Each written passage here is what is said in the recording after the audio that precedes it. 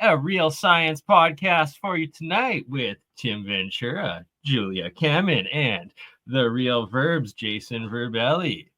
Welcome, my fellow, I guess, podcasters and science fans. And how are y'all? Hey, thank you for having us. I was taking selfies with my computer. I got distracted. There we go.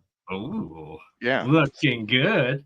Yeah. Well, I trust me, I don't have your guys' natural good looks, so I have to, use every opportunity I get. But Oh, um so hey, let me, you know what?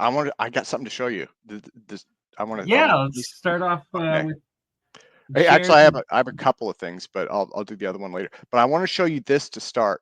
So I found this online today. I saw an article. ABC News reports that the launch costs for Elon Musk's Starship could drop to $23 per pound. Right. So this is again this traditional rocket technology. It's just big. It's efficient. It's reusable. At $23 per pound, this makes a personal trip to orbit something like $5,000, right? I mean, just in terms of the actual cost itself. When you get to 10,000. those, well, 10,000? No, I the think. average. Well, 23. If I was 200 pounds, Depends on the weight. bad Yeah, math. it depends on the weight. Let me see. Let's do our math. Okay, so In the 23 times. thousands, not the millions. That's the main point. It's almost affordable. Okay, so yeah, so at $23. Okay, so at $23 per pound, this makes a 200-pound person trip to orbit $4,600. That's before markup, whatever that is. At that kind of cost, that opens up space and it secures Elon Musk's legacy as the person who put humankind in space. And it also puts him on the fast track to Mars. And again, this is rockets. This isn't any kind of, breakthrough, innovative new propulsion system. This is just leveraging reusability, economies of scale and things that are known and achievable. So that is exciting. That's like Hollywood movie stuff, and it's based on real world technology that is here today. So I wanted Right? to kind of start out with that. A rocket for $4,000 or $5,000 cost. That's like the same as Hawaii from Yeah. Canada, at Yeah, least. it's comparable to first class airline tickets, which I don't think any of us can afford. But in theory, if we could afford them, then we'd be right there. So okay. So that was all I had for you. Okay, no APEC Oh, promo. but well, no, the SEG, and Bernie, thank you for going live.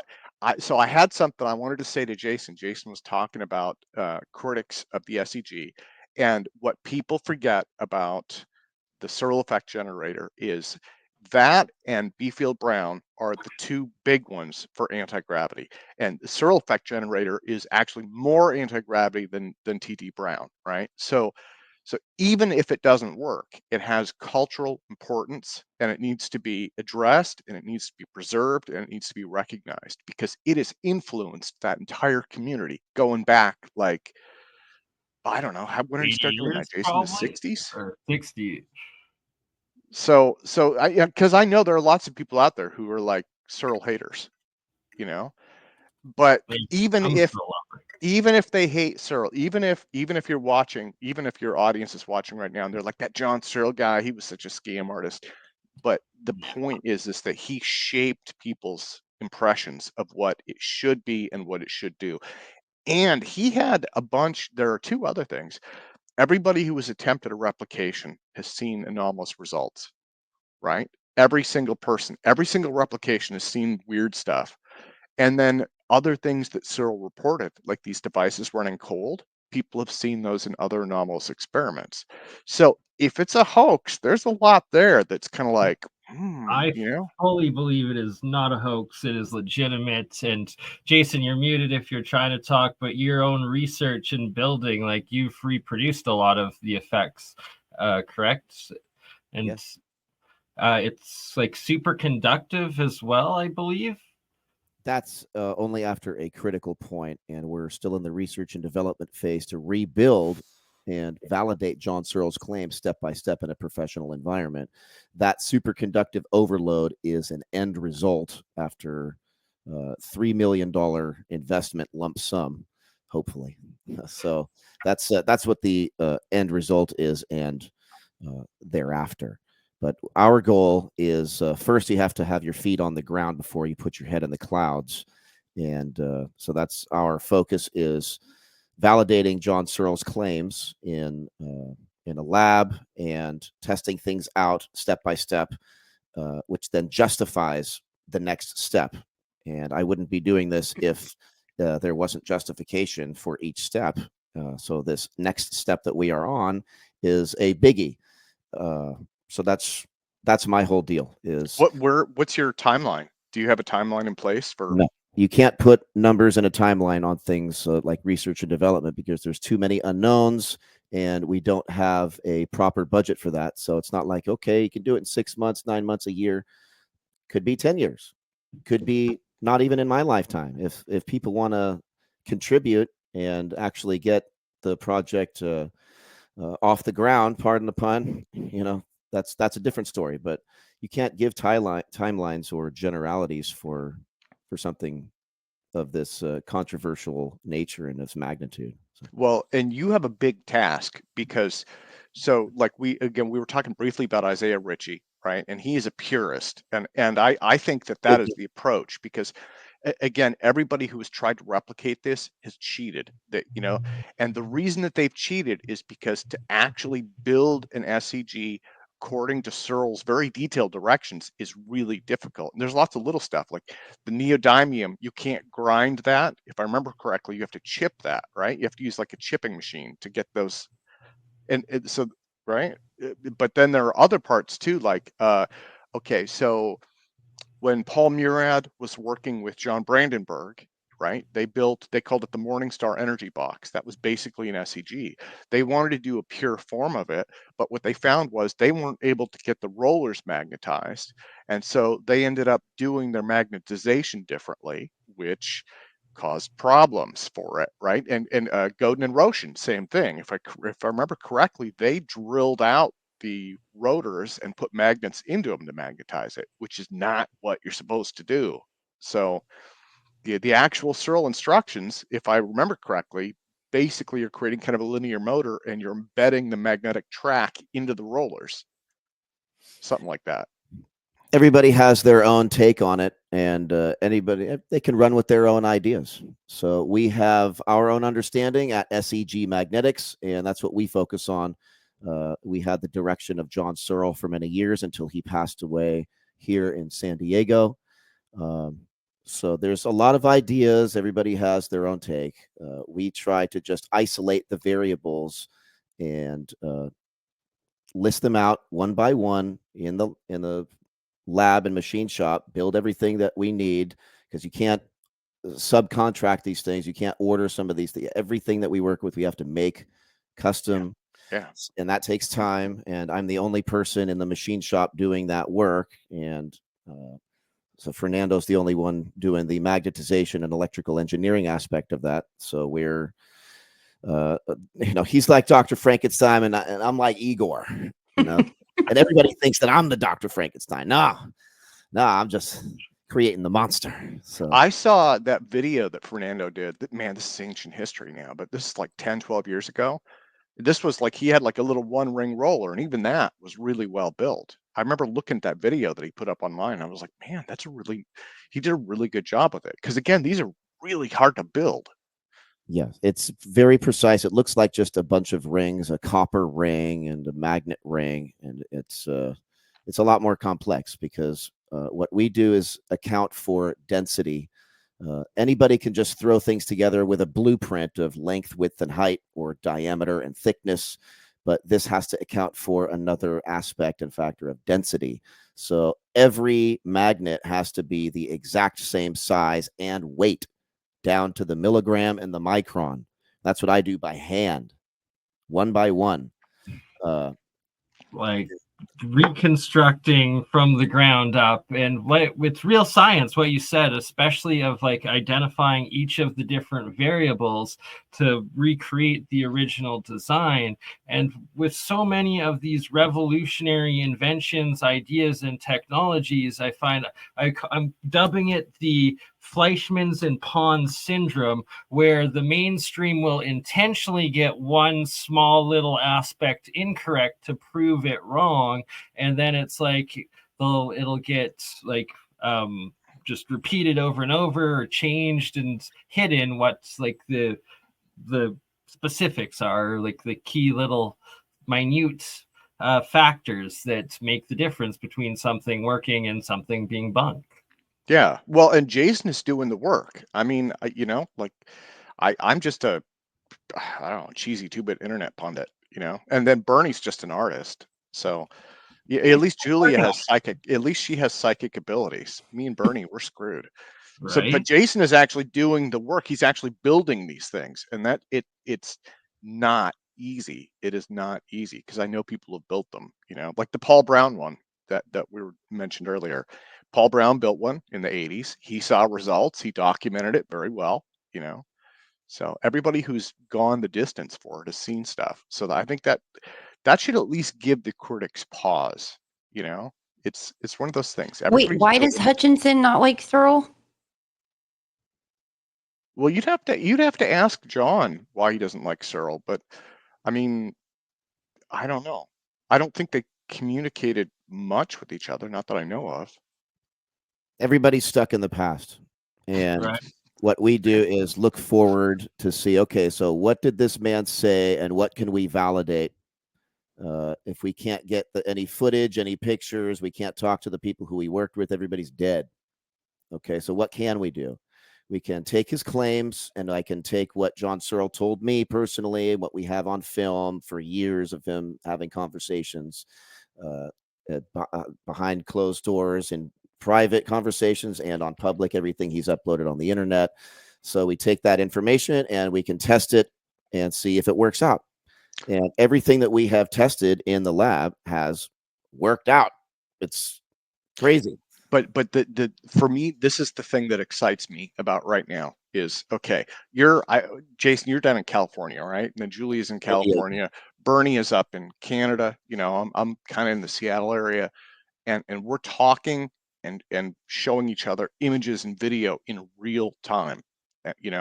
And I mean, you can do that anywhere in the world. And so for our community, I mean, you remember, right? When you got into this, I mean, it was like, if you were lucky, they had an email address, and that was it. Nobody had photos. It was like finding information to work from was a nightmare. And now being able to be in your lab and put a camera on something for somebody halfway across the world and say, hey, what do you think of this? That And is like, documenting it all and recording it all and publicizing it all, for yeah, sure. I think that's the big change. One thing you have to be careful with is earlier, Bernie, you said these things prove this and that. No.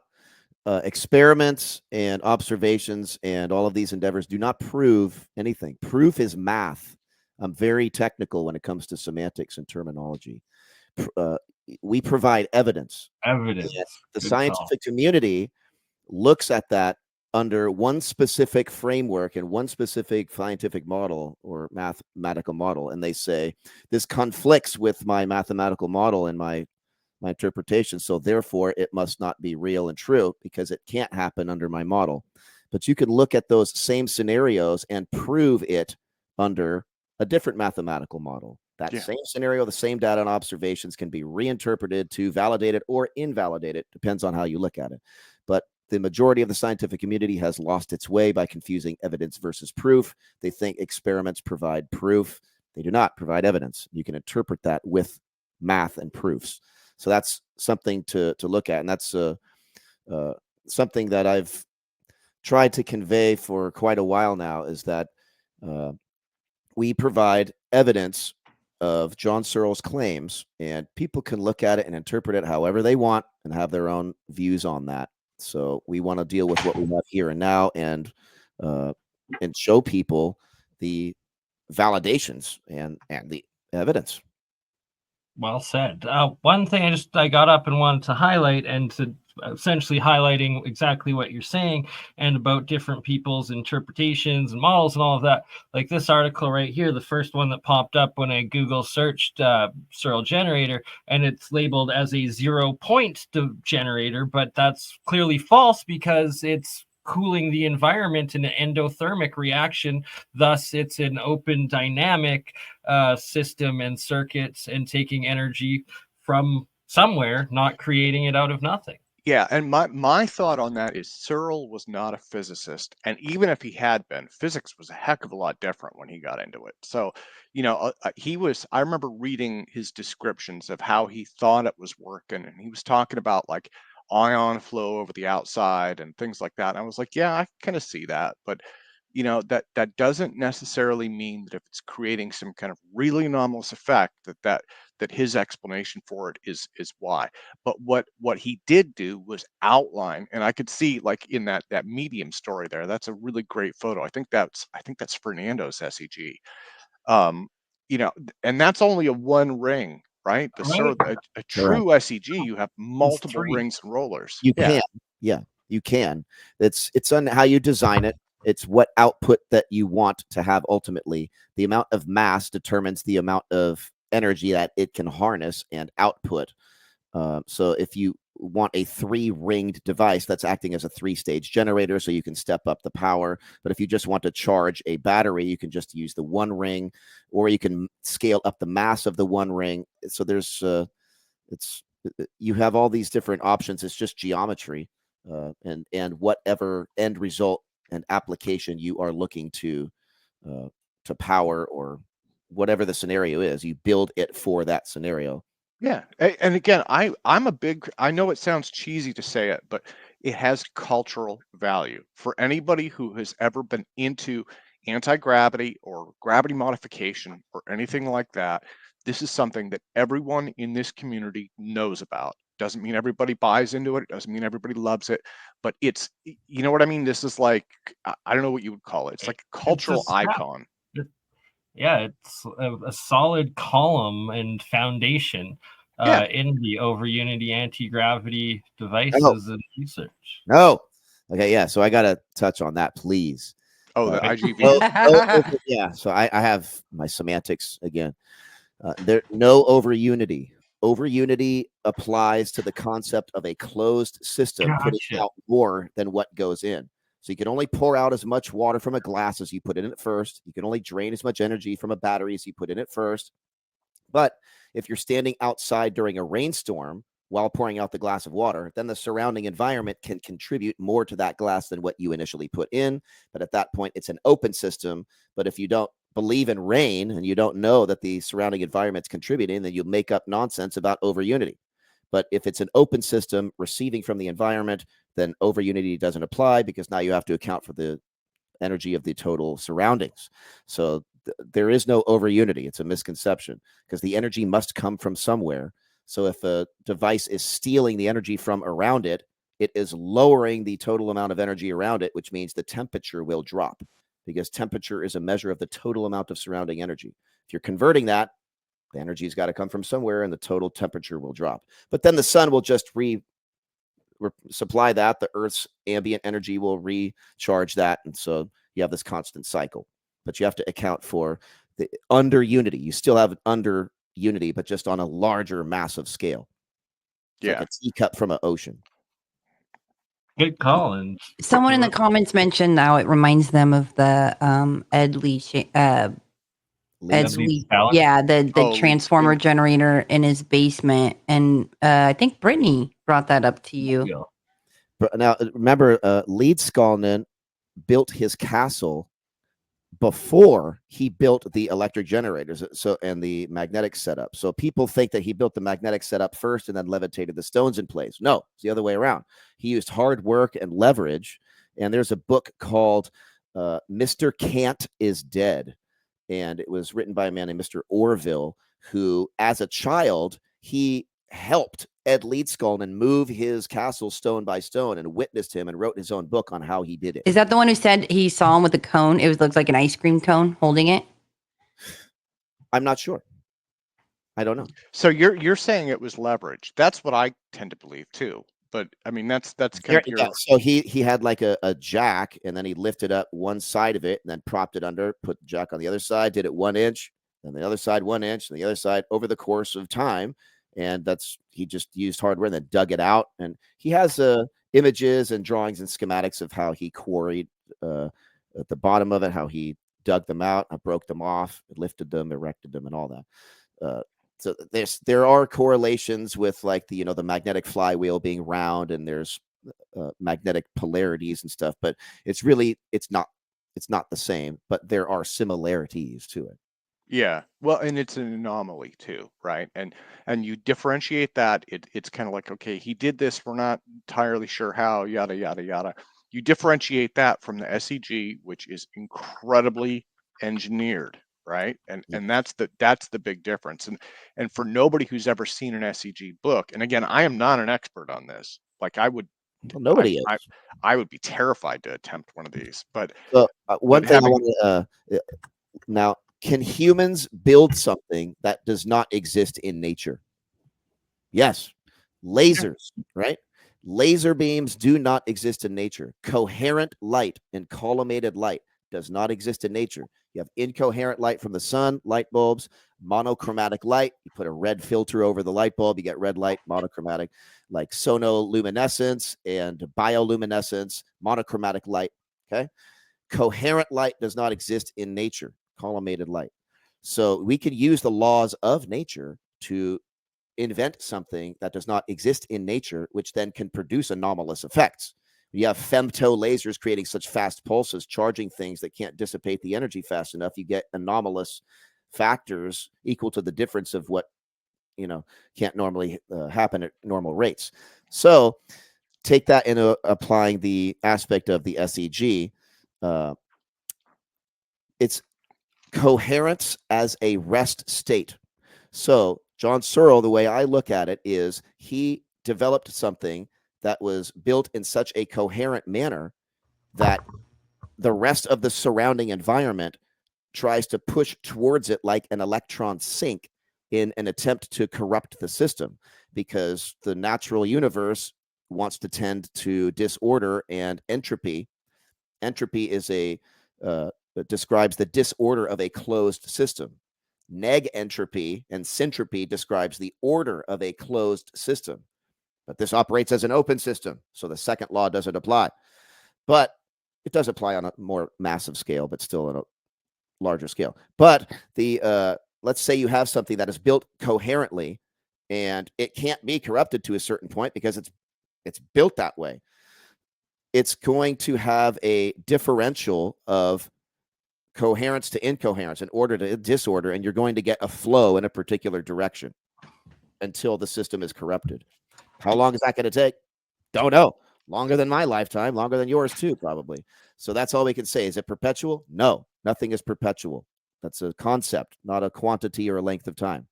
But you can say something will last for a very long time. Okay.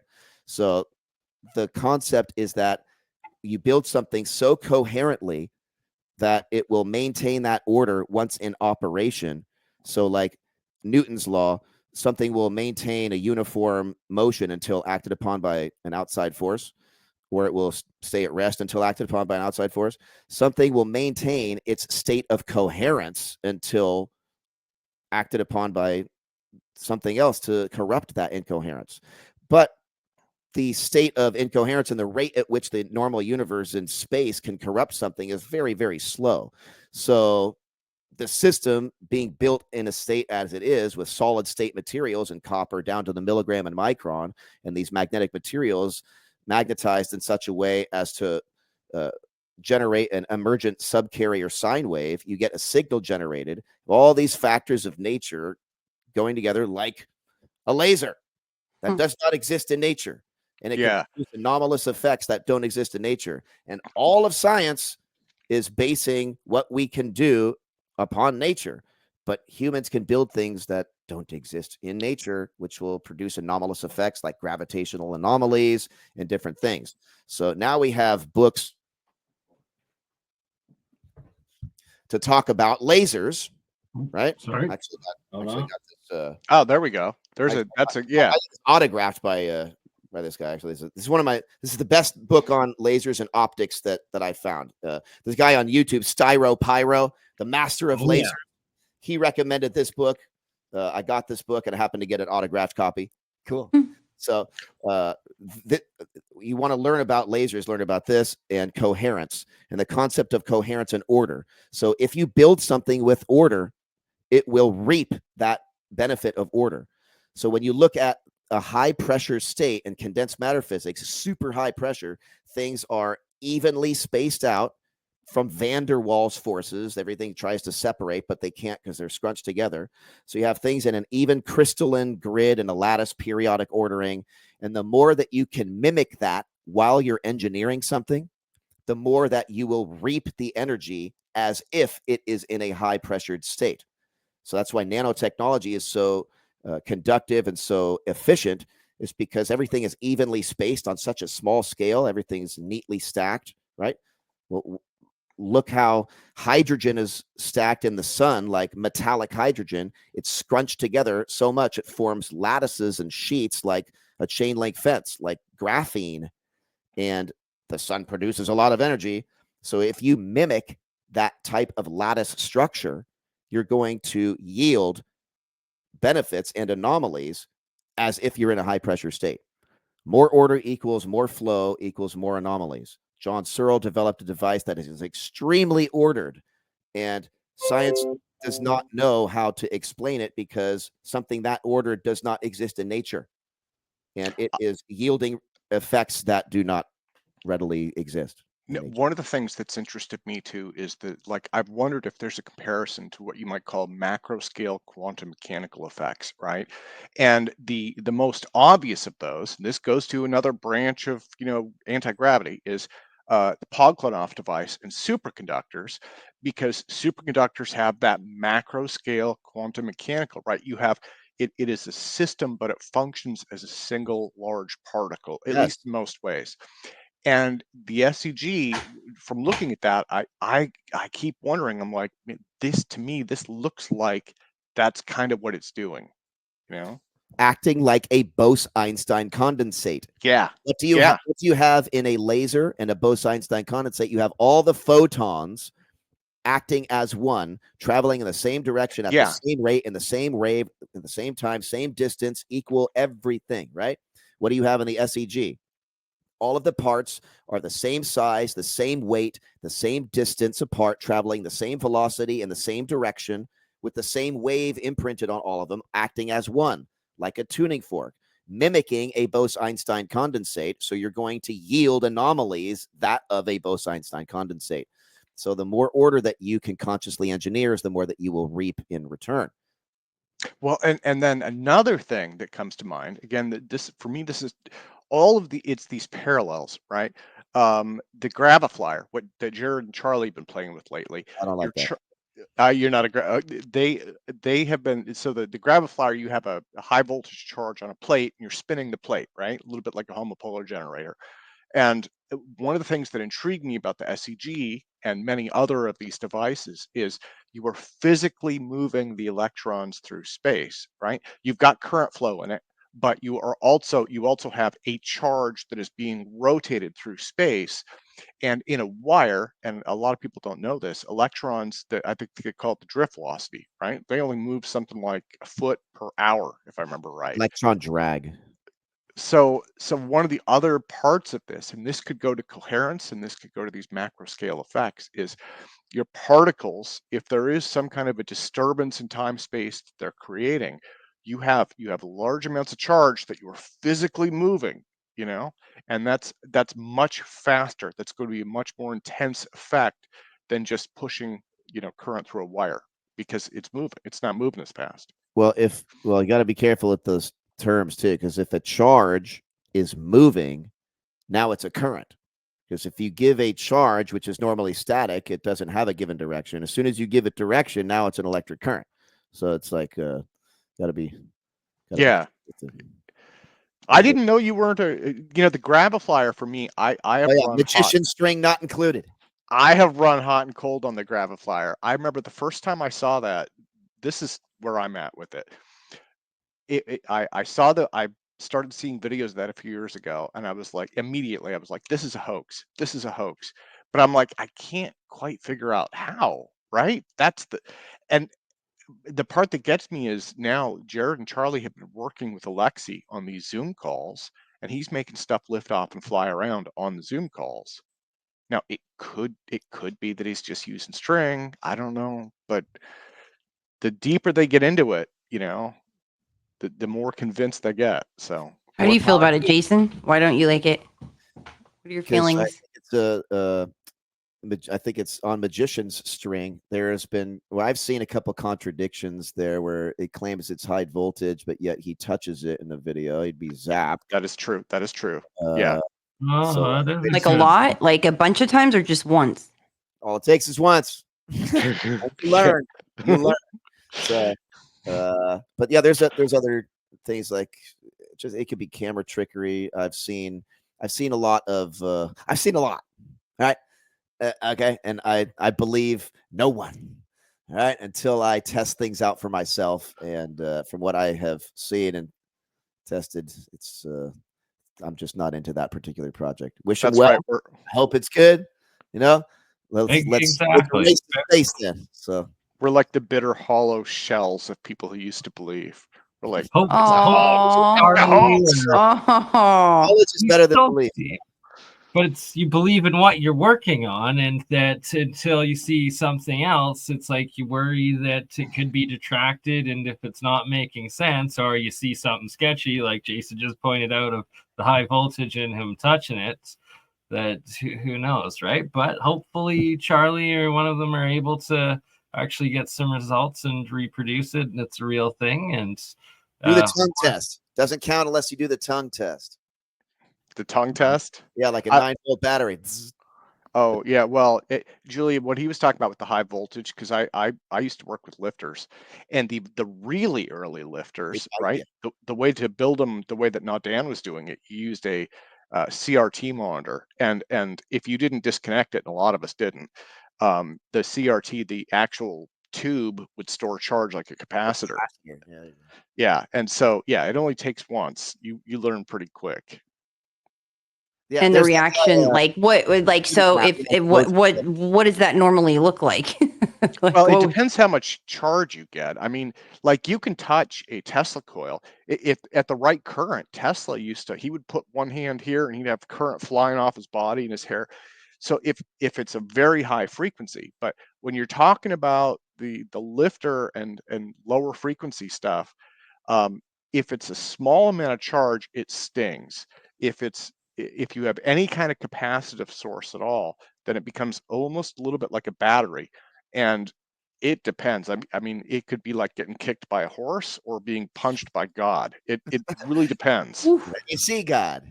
And you see yes. I got shocked. I didn't get shocked a ton, but you learn fast. I mean, and then I remember one of them was like I did get zapped once really good where I literally just kind of came to. I remember coming to my senses and my arm hurt, and I was like, why am I in my garage? Oh, no. And then I look over and there's the lifter and there's like a stray wire, and I'm like, oh, okay. So yeah, it's kind of like, and I used to put disclaimers on the instructions, but that's part of learning, I guess, is yeah. Well, try messing with 480 volts. That'll kill you. Yeah. Well, 480, that's the current, right? You're talking about industrial. Well, yeah. Yeah, that's lethal. It's a lower voltage, but it's higher current. Yikes. So I wouldn't want to play with 480. I've learned the hard way. That's how I learn. It's like I learned what not to do in life more so than what actually to do. I have all my fingers still. I got my face, sort of. Yeah, I wonder how what would happen if there was no money, or like patents and how it would work if everything was open source, if there was no like credit, and where we would be in the free energy field and with many fields if that wasn't the case. What Well, type of look at Like Star Linux. Trek. Look Oh, at yeah. you know this for me. This is kind of one of my pet areas because I came up in the computer industry, and the open source movement turned that on its ear. Even though, like, Microsoft and the Mac and all that, even though those are still proprietary, they were heavily influenced by the ideals of that. And the big one was sharing and openness.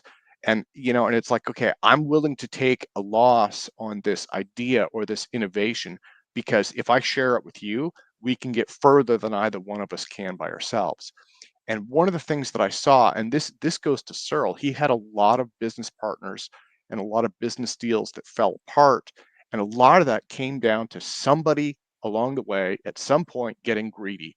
And the problem is when you're dealing with innovations like this, they're so big and the prospective profit potential is so big that people get greedy. And so like with this is one of the things that I try and do with APEC is like I try and keep it open. Like let's share and work together. And you know what? If you're gonna get rich, that's fine. But maybe I could help you. But I'm not gonna like twist your arm for it because I've seen what happens when that goes that direction, you know? Yeah. Well, John Searle was not easy to work with. Okay. Everybody knew he was very eccentric and like abusive, like verbally abusive? oh no, he was paranoid because everybody was abusive to him. So like, Mm. Kind of he the was same just- thing happened to Hutchinson, essentially. yeah, so he was overly critical of everybody around him because he thought everybody was going to steal from him again and again, and whether they did or not, he believed they did. Right? Yeah. So uh, and then he would turn on people, and then he would be like, I'm sorry. And then he would get back together and then like feel bad about turning on him and then go back again. And then he just like, yeah, this guy Did was he all provide anybody with like all of the like the blueprints or the info, like the secret info, or never? he divulged everything that he could to myself and Fernando Morris before he passed away. And Like days before he died, or like a year no, before? for a couple years, like on video and like conversations we were having with him, like all the time, and he just would not uh like he just wouldn't open up totally until the very end, and then he started like divulging a lot more. Yeah. But That like seems. Do you guys see those things with like the CIA guys on their deathbed, or like the of what they say? It seems to be towards Boy, the end they have to like get it off their chest. Julie, the way that I look at it is kind of like, and this comes from interviewing a lot of these innovators. It's a part of their soul, and that's why it's so hard to do business deals and sell things. It's like, how much money can I give you for a part of your soul? And the problem is maybe you need the money, maybe you think, oh, I can use this money to get to the next step, but when it comes down to it, you can't sell a part of your soul. And that's what I've seen with a lot of these innovations is like these innovators, they just can't do it that way because it's so ingrained, right? It's like their existence is built into this idea that they've been working on. So, well, John Searle was very consistent throughout his whole life. I was keeping a hawk, an eagle eye on this guy, like trying to catch him in contradictions and little things over the years. He was so consistent. Same, he never slipped up.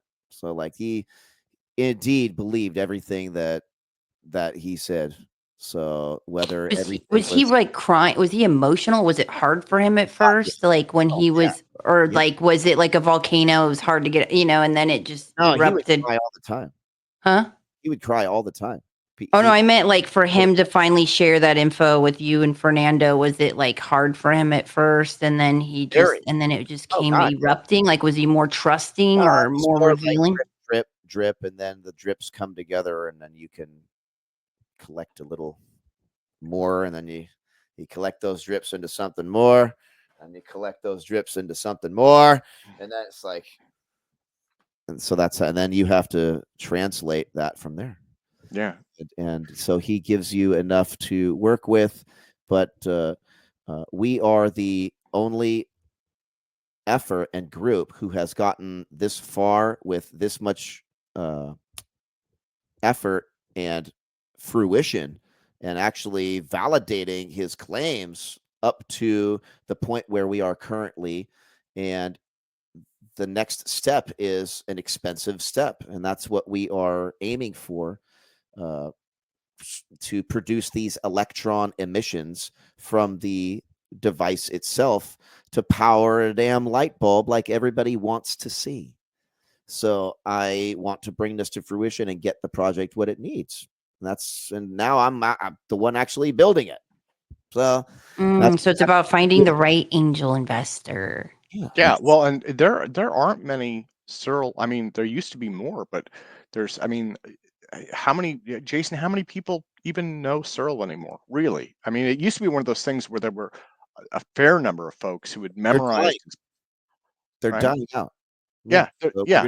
we're gonna be the last people. I'm gonna be like the last apprentice of John Searle when Fernando passes. Whenever he was attacked. You know about that, right?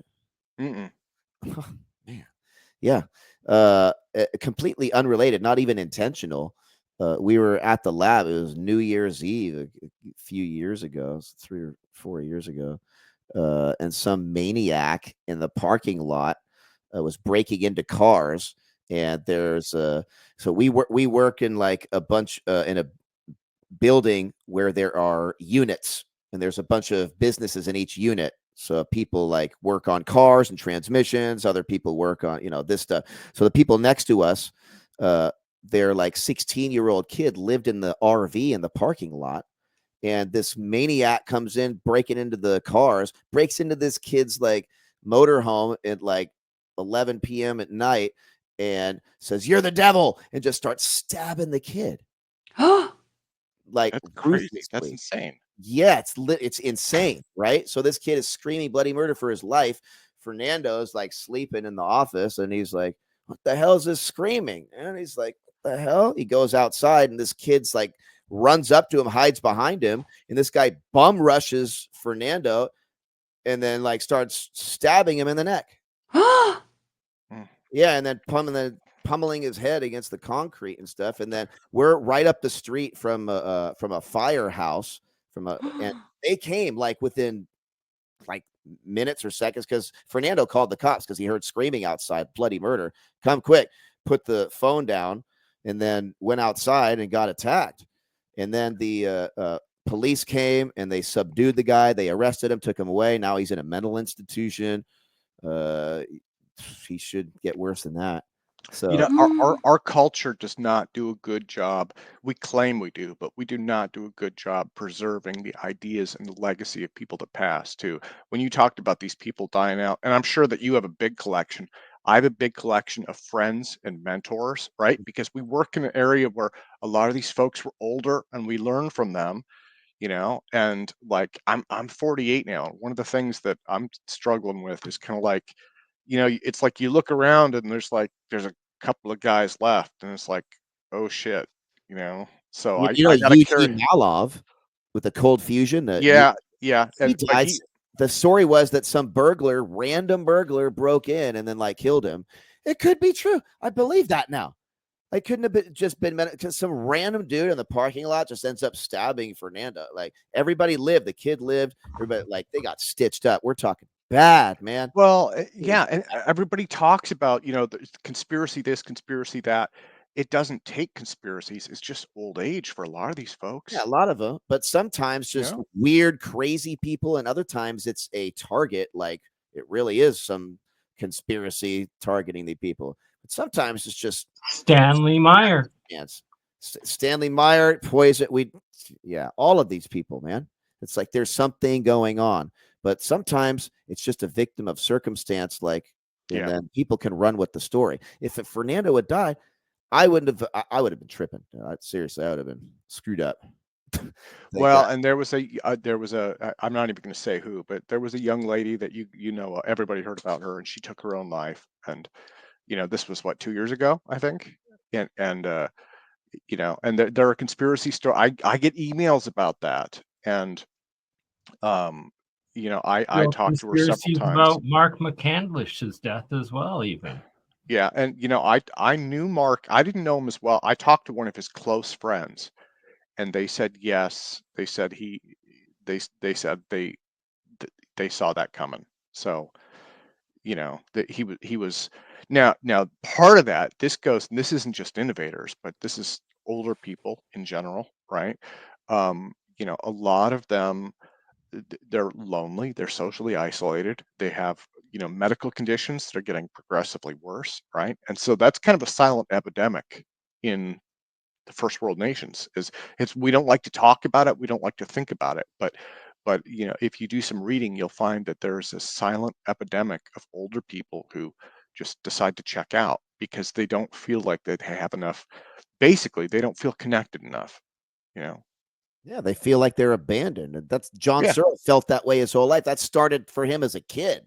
He Yeah. was- Plus, it's like the remnants for me. It's like the remnants of not of parasites and the effect that has on like the mineral deficiencies and there's brain parasites and heavy metals. And this became a culture that doesn't cleanse, and the effects on health, and then the effect of your emotions and even memory.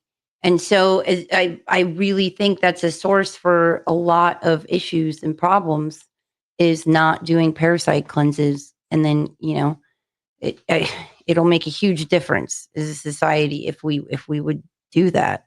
Yeah, But I think putting, get them worms out you. well, I think putting what just as a society of sticking the elders in homes and leaving the of like, wait, are like families aren't taking care of the one, like there's been a huge disconnect in that in the ancient way where they honored them and they went to them for wisdom and they had this sense of respect and admiration and they stood tall. And when you see the fall of that, and you know, the fall of fathers and all of this stuff, and the disconnect between men and female, like men and women, you're seeing the remnants of that. Like how many, you know, people, you know, that didn't have a dad growing up, and the Yeah. effects of all those traumas. And even just hearing about John Searles' childhood, it's, you know, he was adopted and abused, and then, you know, of like not having, Yeah.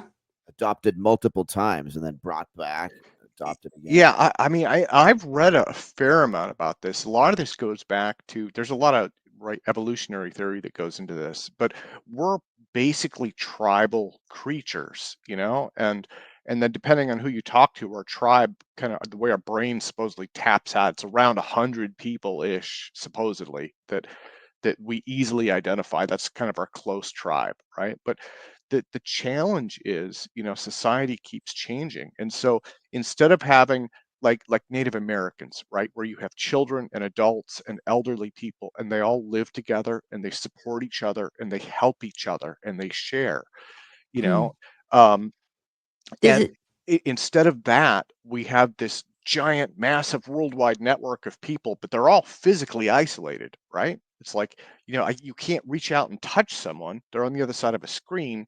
So, you know, thousands of people, but you're not actually with them, and you're not with them all the time. So it's really different, you know? this is why I think the most astounding technology for humans and where we're at consciously in our bodies was Royal Raymond Rife's technology, because of getting it down to a frequency and treating, you know, every, what did he say, every disease lives in a frequency and dies in a frequency. It's just about determining what it is, assessing what it is, and knowing which frequency to hit it with.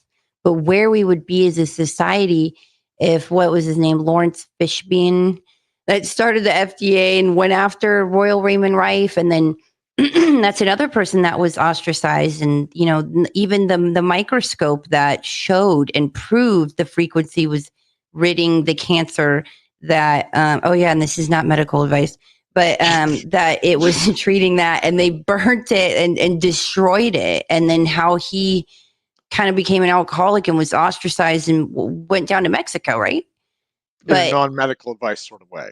Yeah. But like that trying to recreate that tech as well.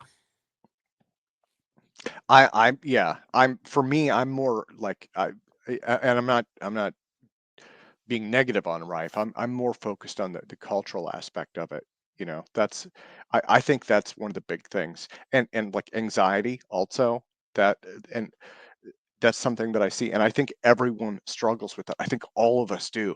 It's like we're Well, all with anxiety, I love we're- that when you really dive into the research, you see that it is a gut disorder. And so, and you look at like Monsanto and what they did with the glyphosate and how that's affected everybody's gut. And so the gut brain axis, no wonder so many people have anxiety and this depression thing. But it's like, I wish more people would dive into the research of treating the gut, not not just going and taking an SSRI, like getting to the root of the issue, like it's in the gut. And your guts, most of these people have their gut is in dysbiosis. It's not symbiotic. And there's all these remnants because of what's been put in our food, the lack of nutrients, the added chemicals were being sprayed from above, the things that are in the water. And most people grew up never doing parasite cleanses, never doing liver flushes. So therefore there's this, and then you have all these dementia and Alzheimer's where a lot of it is heavy metals, like the mercury that fillings, the dental community and what they've gotten away with. These poor people that have like lost their minds, but it was due to the mercury fillings and even the dementia and Alzheimer's linked to that. And so how do you rid? And then there's these protocols that are rigorous to get rid of it. Like it is not too late. You could do heavy metal cleanses. There's groups and forms and there's these things that you could take and it's rigorous, but you can, but there's solutions. Yes, fully agree. in a non-medical advice sort of way. Yes, exactly. Legal disclaimer. Yeah, I know Bernie has one that's been running this whole time. No, Julie, I'm not teasing you. I'm not teasing you. I do. I've been doing intermittent fasting lately. That's and that. Yeah, and me too. Food's too expensive. Well, yeah, that's inflation fasting. Yeah, that's. Yeah. Ridiculous. It's No, ridiculous. yeah, I know what you're talking about. It's. Oh, there we go. Yeah, Have you ever seen this one, Jason? Yeah. What are you talking about? I'm the one who uploaded that from Clay Taylor. That's my boy. Really? Oh yeah. All right then. Yeah. So he, my friend Clay Taylor, he expanded upon Johann Goethe, and Johann Goethe lived 125 years after Isaac Newton and corrected Isaac Newton's mistakes and elaborated on the prism and color with light, darkness, and color. Every color in the Newtonian spectrum, Roy G. Biv, has a shadow and a shadow color. So the shadow of blue is yellow, the shadow of red is cyan, and the shadow of green is magenta. Ooh. And I had 3 colored lights, just 3 light bulbs, red light bulb, green, and blue. And if you turn on just the blue one and you put your hand in front of it, you can see that it casts a yellow shadow. And you can see these different effects of the color spectrum and the shadow spectrum. So Johann Goethe came up with the shadow spectrum and complements the Newtonian spectrum. And when you line them up, so you can take these harmonic frequencies like 1, 2, 4, 8, 16, you double that, right? Every time you double the number, you go up 1 octave. Go up 1 octave within that note, right? And so if you triple the number 1, 3, 6, or 1, 3, 9, 27, you triple that number, it goes up 1 note. Do, re, mi. So you double it, goes up an octave, triple it, goes up a note. If you keep doubling that number like a C note, it'll go all the way up to the terahertz frequency range, and you'll find a specific number or hertz number and frequency for that, which then you can correlate with the wavelength in nanometers, and you can see that a C note correlates with a given color. A D note correlates with a given color. And when you line that up on the Newtonian and Goethe spectrum, you get these arrangements. And you can do that with a cathode ray tube or an old TV, where you put a magnet up to the TV and it will do the colored images on it with the magnetic field, and those will distribute according to these color spectrums, and it's like the different angles of the magnets and the different strengths will correlate with. I'd love for you to like choreograph like a sequence that would like help people get into theta brainwaves, like in a certain, like choreographing it to getting your mind, through light and sound. That's the thing, is you want to correlate a given like Rife frequency. Rife, I think, used radio waves, not that you just wear headphones and listen to like audio tones like a tuning fork and think it's going to heal you. No, you apply that tuning fork resonance, but to radio waves. You apply that tuning fork resonance, but to pulsing magnetic fields. And you bump up those harmonic frequencies until you find that which correlates with octaves of that note, but in visible light. Like the movie Close Encounters of the Third Kind, when the aliens are flashing light with sound to communicate, they're probably using harmonic frequencies, okay? So you want to use those specific notes and specific colors, which will probably produce, beneficial effects for the body and plants and other things. Not medical advice, though. But let's say I'm thinking that it will not just be the light, but it will be the shadow of the light. So some people were worried about green light and how it's harmful or something. I couldn't get that. People say blue light is harmful, but I've heard if you use the shadow of those lights, maybe it's not as harmful. Well, because like blue is UV and going into the ultraviolet, and that there's lots of stories and conspiracies with like blue lenses seeing cobalt glass showing auras, and that on the inverse you have on the other side of the visible light you have infrared, and that there's all the stories of the demons and stuff coming out of this hot red energy. So it's like in physics there's all this talk of red blue shift. Are there these other dimensions of, I guess, just how would I even word that? I guess life living in their plasma lights existence, energy existence in all of that is talking about regular colors in the spectrum. But what about the shadow spectrum? The magenta, the cyan, and the yellow, and everything that is the shadow of the Newton's colors. So red, green, and blue, but you have shadows of the yellow, cyan, and magenta also. So that like you not only have the emission spectra. Wait, what is purple shadow? What is purple shadow, Jason? The shadow of green is magenta. And magenta isn't an actual wavelength like in the spectrum, but it's a shadow of the wavelength. So it's I'm thinking that if there are colors that might be healing and like if blue light hurts your eyes, then maybe the shadow of that might be beneficial, because if one side polarity hurts, the other side might heal. Disintegration, integration, restoration, hurt it, so it's like both sides of the scale, but people don't know that there's a shadow spectrum.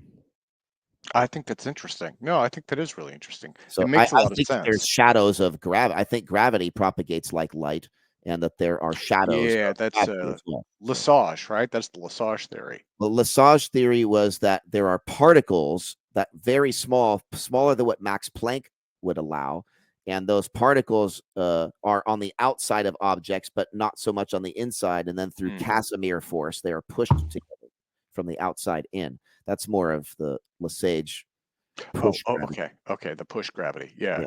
But this is, I'm thinking, as gravity propagates like light. It's an actual emission and a force which travels out like light and is re-emitted. It's absorbed by electrons and re-emitted by electrons. So if you have light and you have shadows of color and light, then you can do the same with gravity.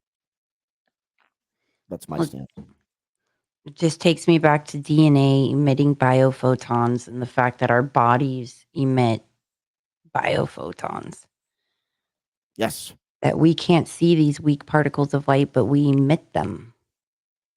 Correct. So how light could affect, we absorb lights and how that affects us. Combine that with light and sound frequency. Yeah, that's We the whole could thing. thrive. Yeah, There's I an absorption and an emission. Absorption spectrum and an emission. Newton is the emission spectrum, and Goethe is the absorption spectrum.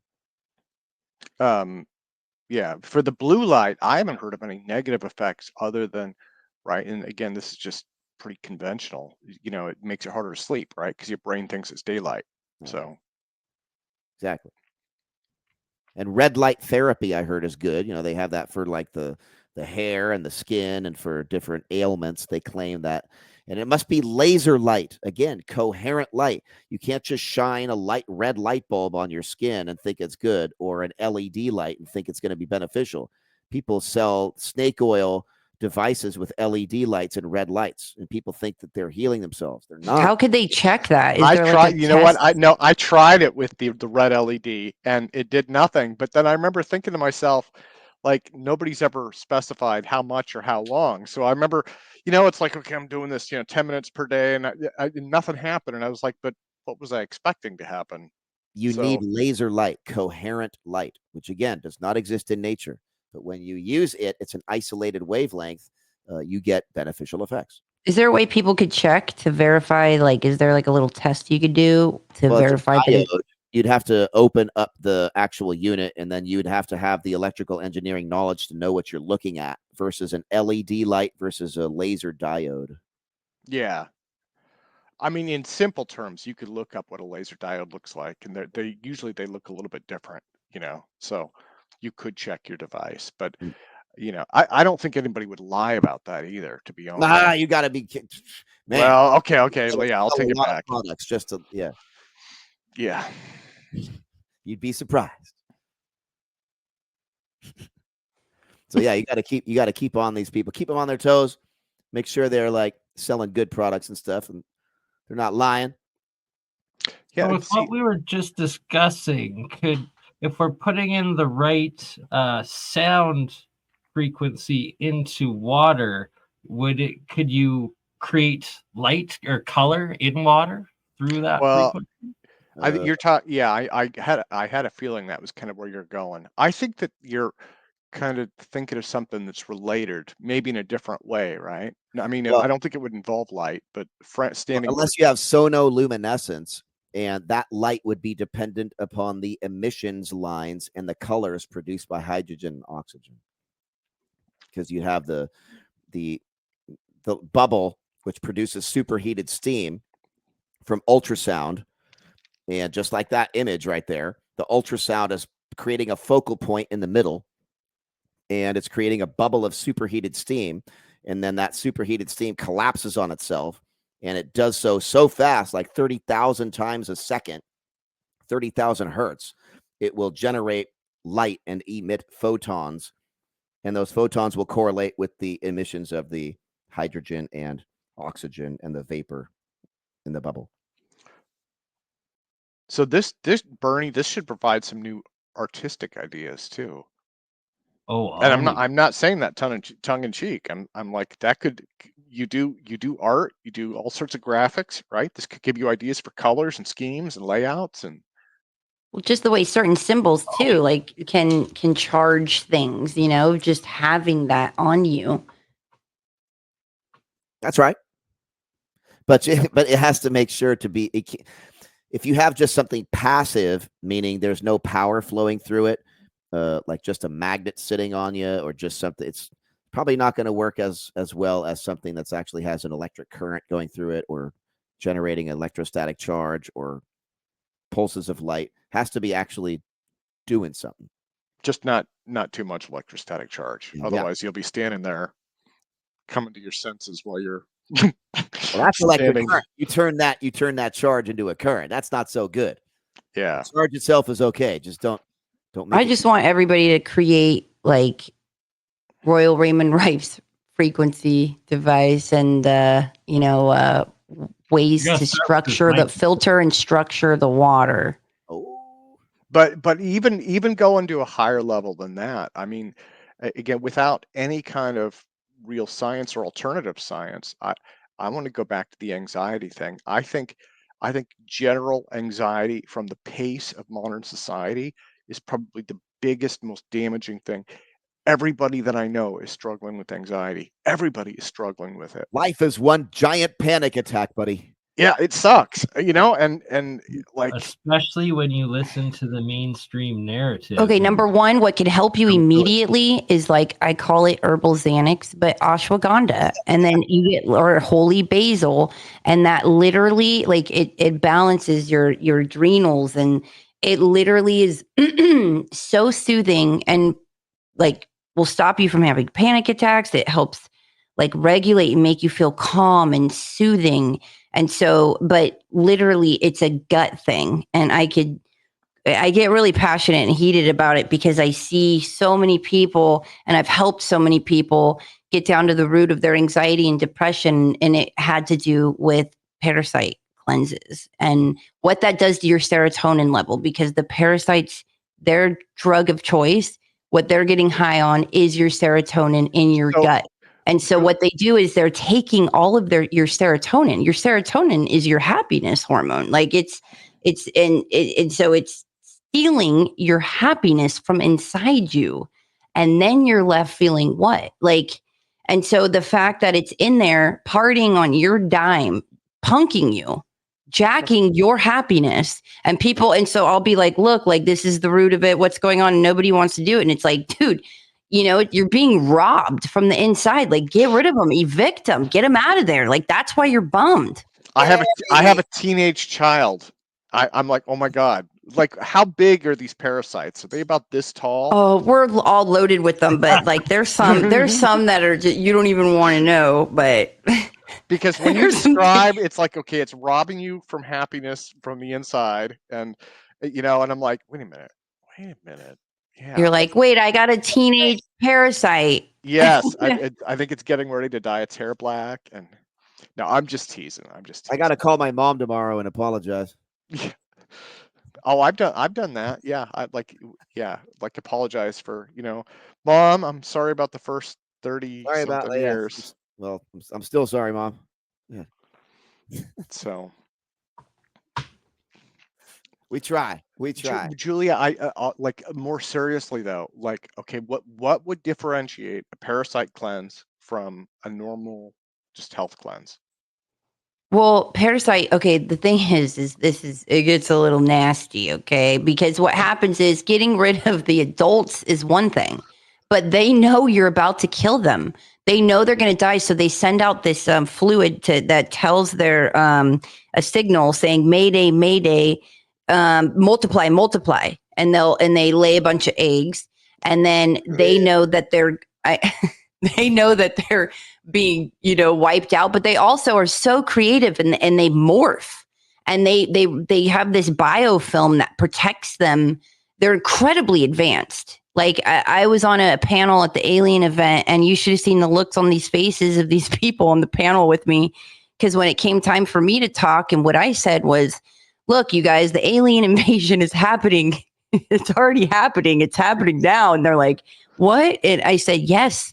Inside you, if I showed you parasites on a microscope on the screen, you would look alien like to you. And they're taking your happiness. Like, that's what they like the most. And then they send out this fluid to your brain. And this is what gets me about addiction too. There's these poor people that they think that it's them, that they're relapsing, or that they're continuing to drink alcohol, or that they can't stop certain drugs, or certain sugars, or certain carbs.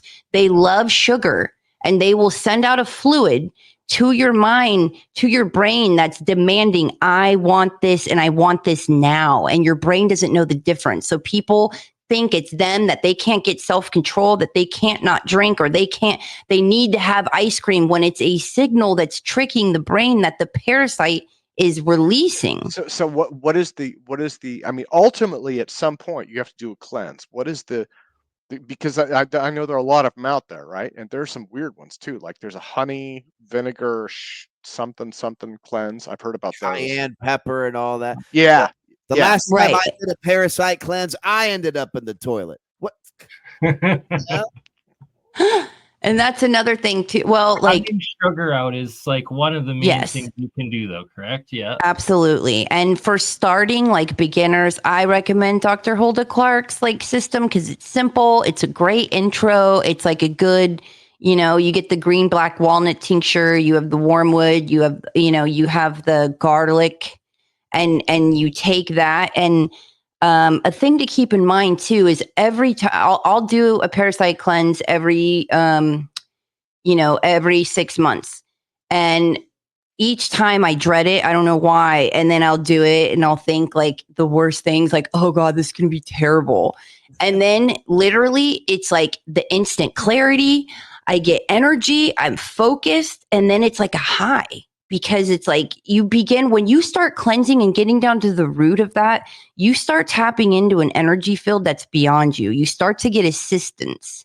I don't know how else to describe that. You're working with something bigger than you. And there's a reason why the Essenes, Jesus used to roll with the Essenes, and they were all about cleansing and purifying. And there's a reason you start to work with something else that helps you. And then you tap into that. But the clarity, the focus, it's amazing how you feel. And each time by day 2, I'm always like, why do I do that to myself? Why do I put myself to the dread?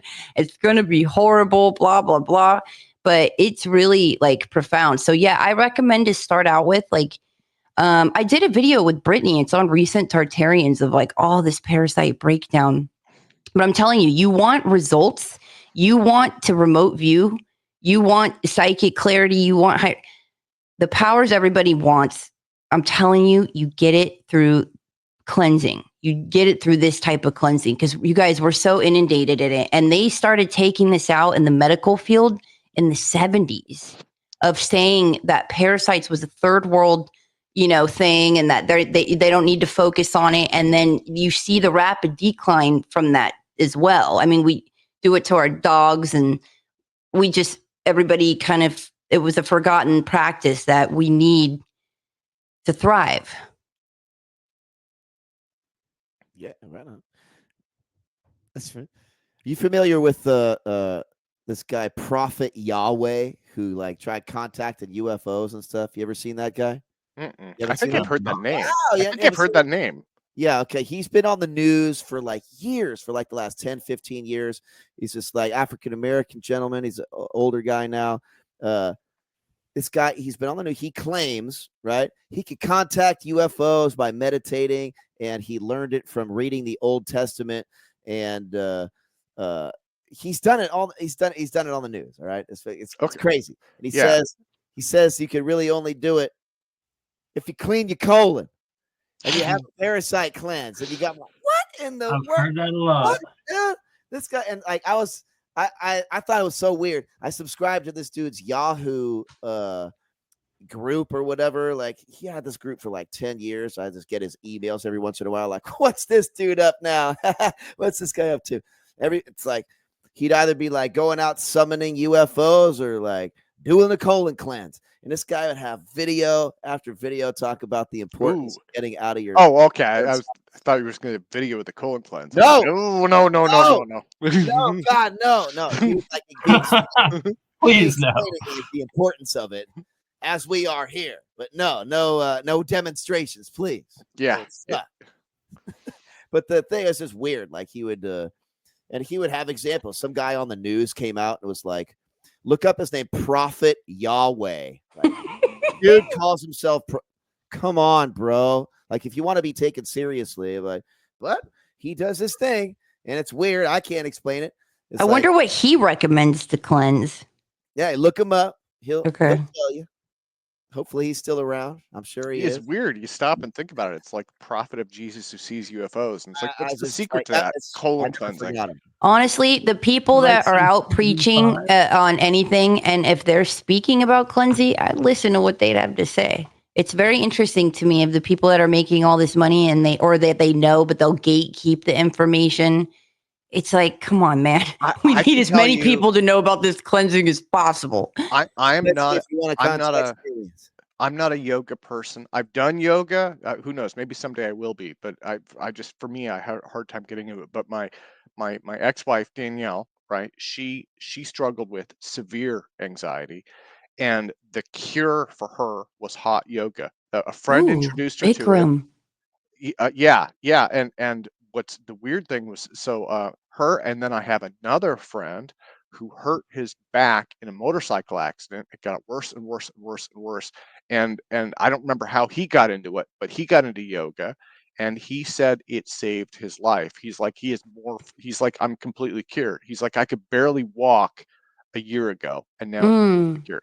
So I want to put that out there, that like, again, I'm not a yoga person, but there's Oh, still, hot yoga is amazing. It's shredded. Actually, a friend of mine, he used to be the captain of the LA Kings. His name is Dustin Brown. He told me that Bikram yoga was the hardest thing he's ever done. yeah, I've Like, but heard he's that. like harder than any, Olympic, like any game of all the training and the crazy stuff he's done for workouts and games. And he was like, he said it was so hard. But you go in there and it is, at first it's, it feels like torture, but then you break past the brink because you're sweating. It has to be in a certain temperature or higher, and it's a bunch of people in there, and it's rigorous, but you feel amazing.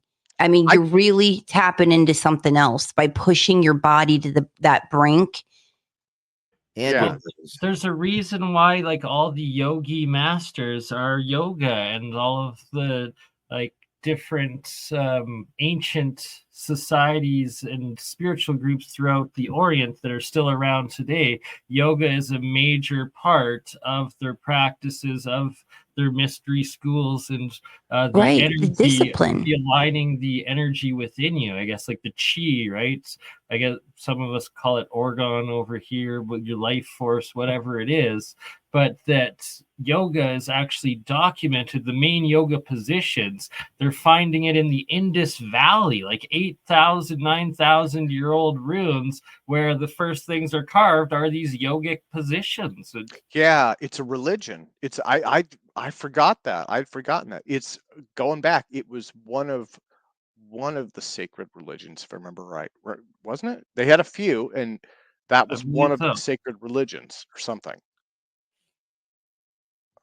But if you notice, a lot of these practices that takes you beyond like time and space and can really, it's things that require a lot of discipline, like withholding your chi, like your sexual energy, in holding on to that, and being disciplined with, withholding from certain substances, and cleansing, the discipline in that. Everything takes this regular effort, and that's not always easy. And so, but realizing of the import of like, oh, these things are kind of gatekeeped. Like, we got to do some work. Like, there's no hacking into it. Like, we got to work at this regularly. Like, working out is not always fun. It's hard work. That's why it's working out, and it does you a lot of benefit when you. well, I think it's like there's a reason why you call exorcising your demons, like an exorcism, and the fact that our bones are piezoelectric. And so we think, for there's some people that are misled thinking like, oh, I'm going to be exhausted after I work out. It's like, no, dude, it charges you. It's our bones are piezoelectric. It's literally giving you energy.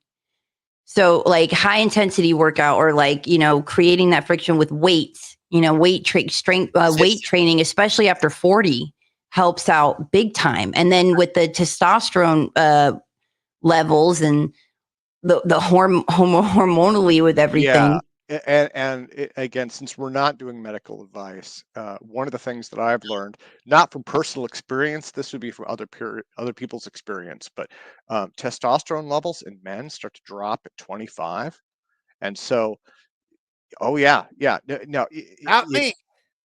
it is worth going. It is worth going to your doctor to have those tested. No, I mean, I'm not me personally. I'm super manly, but if I was less manly, then Yes. yeah. And then they give you a gel that you have to smear on yourself every morning, and What the hell? it's that, or it's either that or a shot. He's like, you want to come in every Friday for a shot? I'm like, I'll do the gel, but it's pretty Ooh, try normal. the shot. Try the Right? shot. Yay! The only My friend's medical getting the advice you can testosterone give. shots, huh? The only medical advice we could give: go to your doctors and get Go to your body doctor. building shots. Hooray! Whatever They're they the tell only ones you. that can prescribe it. But what I will tell you is, I Good know point, Bernie.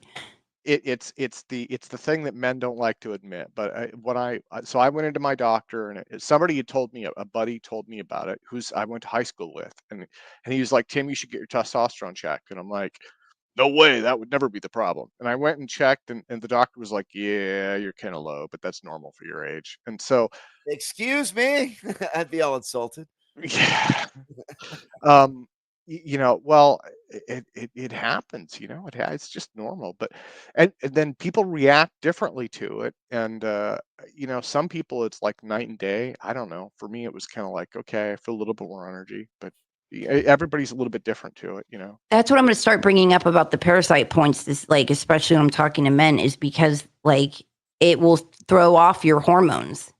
So it's like, hey man, you don't want your levels being thrown off by a parasite, right? Like, probably Well, want to get. I honestly, like, women have menopause in their late 40s, 50s, right? Around that era, that age. And so it's not, for men to have similar issues, I mean, it's just getting older, right?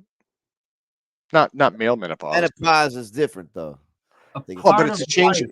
No, it's a change in hormones. Yeah, It's a it's change. definitely changed. Every 7 years, too, the body changes as well. But Yeah.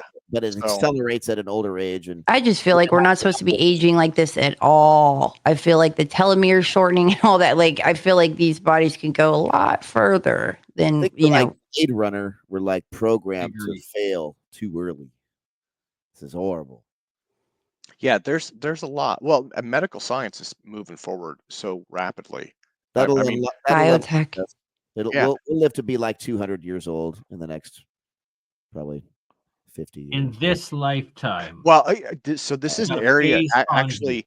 I've been into life extension for a while. I would suggest, if you want to like really get into it, and in fact, I could put a link there. Have you tried stem cells?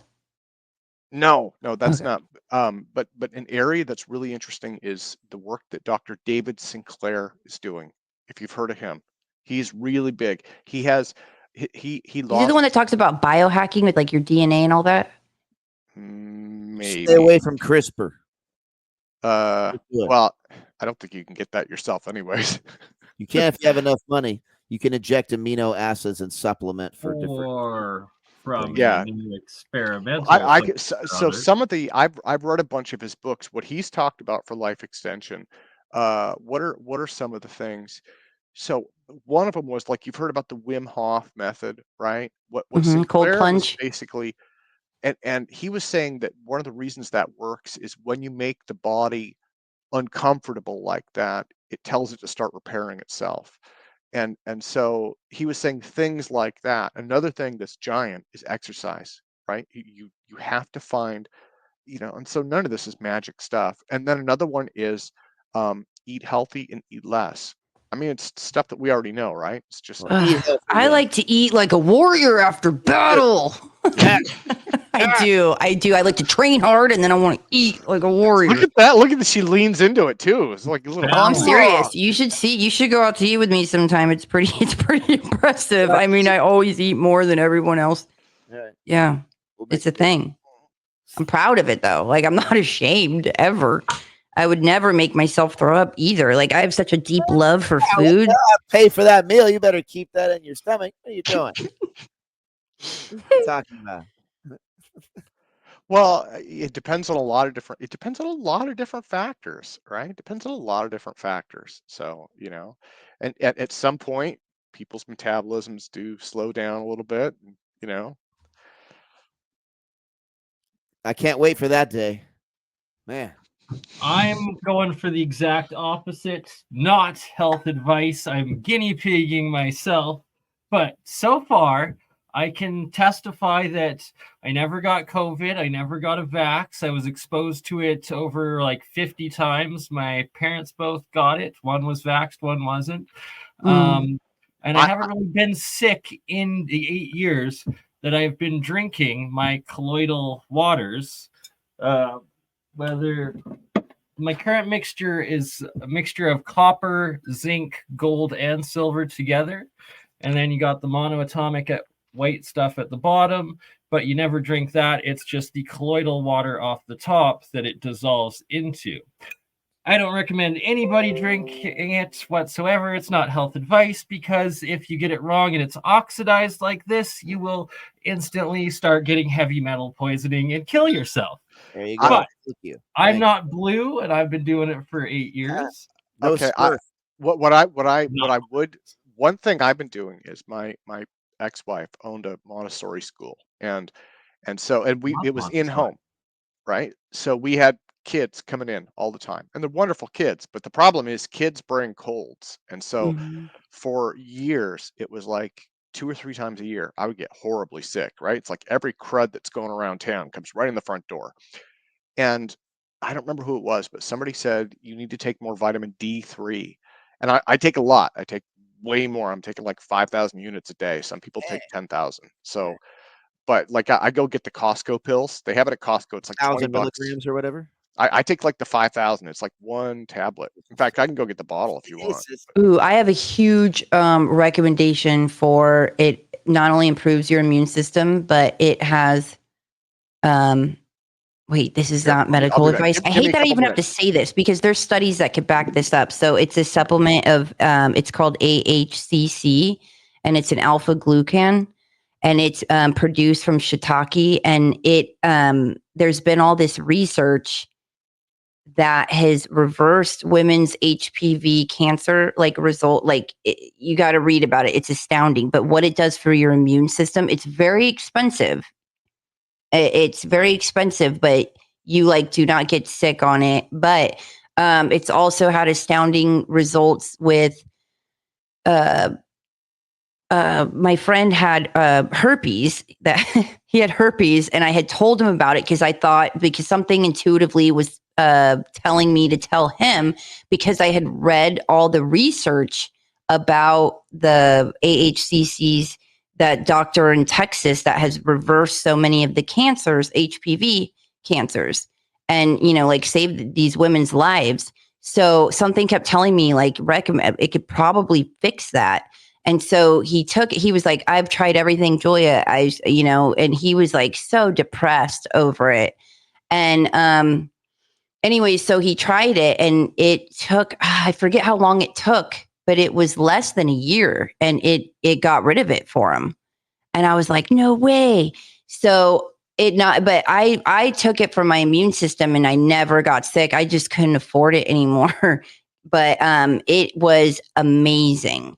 And that information is very helpful, because there's so many people who have sisters and moms and HPV. There's all these strains. I don't, maybe there's 17 or 19 strains. I forget how many strains of HPV is out there, but it's a lot. And the fact that it can reverse and have those kinds of results, knowing that information and being able to tell them about it, is a huge solution. That's my non-medical advice. Vitamin D3 from Costco. I take, Costco this is checks just in the mail me, too. 5,000. 5,000. Yeah. And I take 2 of these a day. So that's 10,000 units, but Hey. I need your camera, Tim, because I keep going off camera because it Yeah, you doesn't got- follow you me gotta to move it around. okay. So this, if you want to see this is the, because I have a Mac, it's that center stage thing. So this is when it's turned off. And Wait, then you're it's just when it's- using your laptop? What camera are you using? No, well, I have a desktop, but Yeah, so do I. But what camera is that? it's the built-in one. It's just the built-in I have camera. a built-in one. Mine doesn't look I like have a that. built-in one. I just got this MacBook Pro. It's if you go up to Help your boy. actually, yeah, if you go up to, let me see, since you're recording, you should have a little green camera up on the top right bar, right? You have a little green camera. Yeah. If you click on that, it should pop open a menu. Yeah. Center stage. I don't see that. I have portrait, studio light, reactions, mic mode. Okay, maybe your monitor might not support it. Portrait is this, where it blurs the background. So and then center stage is because I have a desktop following you around, yeah, what they do, it's kind of a hack. It doesn't actually follow you around. They just take a bigger picture. Focuses in. Oh, What Yeah. year Mac do you have? This one is the monitor's I think a year and a half, 2 years old. Oh, So yeah, I have a 2015. Never mind. okay. Yeah, You they came. upgrade. I'm gonna look up if there's a way I Oh, can get the center stage on a MacBook Pro. My No, stupid Logitech won't even refocus on me after I shared The something. Logitech. Good Lord, man. I went Mac in 2015 because I got tired of fighting with Windows. That's just Oh me. yeah, you don't want to support Bill Gates. What? I just got tired of fighting with it. Yeah, I'm a computer guy, so I always maintained mine. The Mac story was my mother. So my mother has PCs, right? And she buys a new PC every 2 years because she likes to download things that people email her, even against my advice. Aww, She's that's adorable.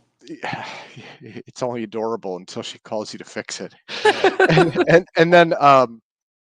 And then my ex-wife, I gave her a really fast laptop, right? I was like, okay, here's your Christmas present, really fast. So she brings it to me like a year later, and she's like, it won't load. And I'm like, well, that can't be right. And what it was she had never defragged the drive, she'd never run this, she'd never run that, she'd never done any of the maintenance stuff that you're supposed to do. This was a few years back, so Windows is a little better now, but still. And I just remember looking at it and I'm like, you know what? I don't have the energy for this crap. So I went Mac. And I'm like, look, if you want a new laptop, I'll get you a Mac. So So she's in the Mac world now. she's in the Mac world. Yeah. That's right. Mac Life.